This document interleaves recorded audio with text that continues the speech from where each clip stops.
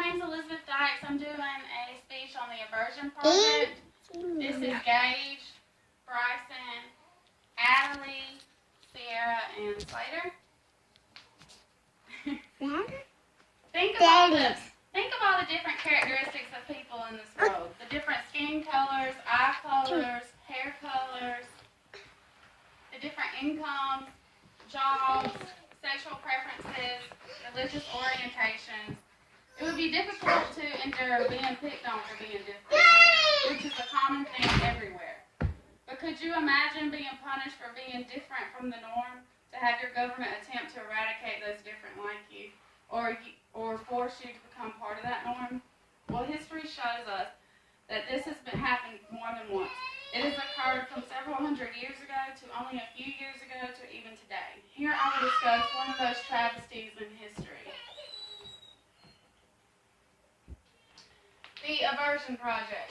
Okay, so it was a series of medical treatments and experiments conducted on homosexuals and men and women, drug addicts, and those who did not enlist in the Army.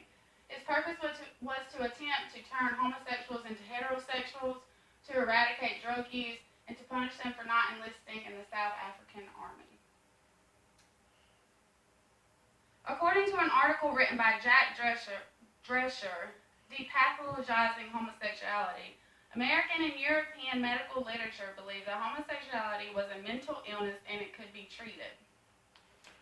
But after medications and light shock therapy were administered to consenting individuals to no avail, the term homosexuality was removed from the American Psychiatric Association Manual of Mental Disorders in 1973. Homosexuality was then termed as a sexual preference, and later transgender was referred to as one's own identity crisis.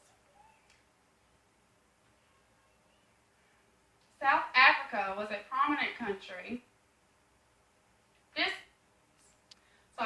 thinking was immersed throughout European and the Western world, but South Africa, a prominent country, was not on the same page at this time, partly because through the 1940s and the 1990s, they were led under the apartheid system, which, according to an article posted on South African History Online, A History of Apartheid in South Africa, the apartheid called for the separate development of the different racial groups in South Africa and put law into segregation.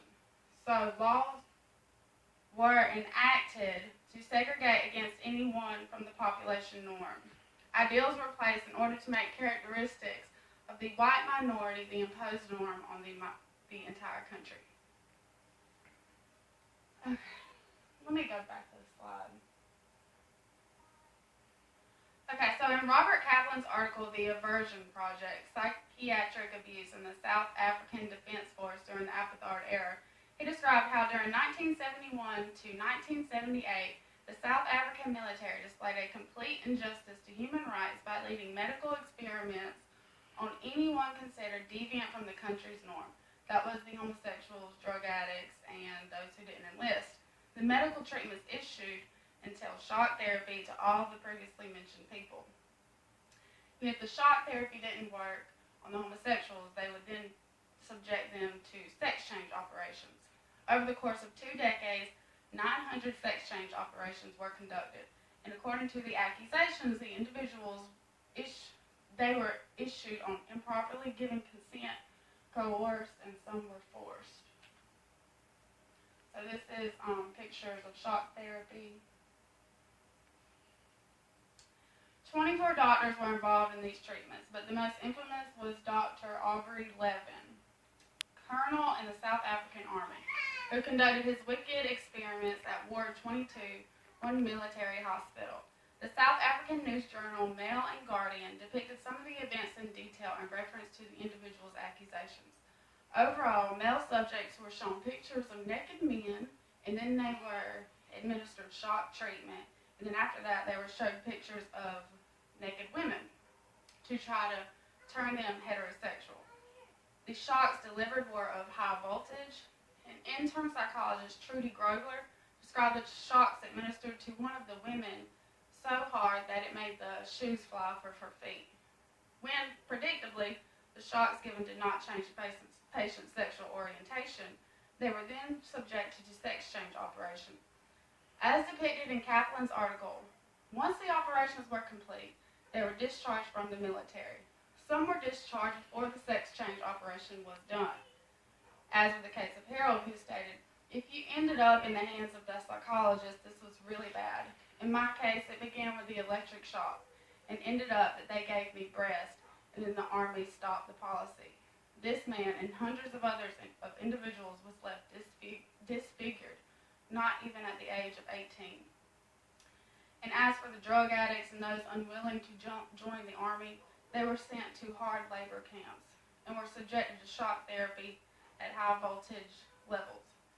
All because these individuals were apart from the norm at the time. Their civil rights were snatched from them and were instead treated like animals.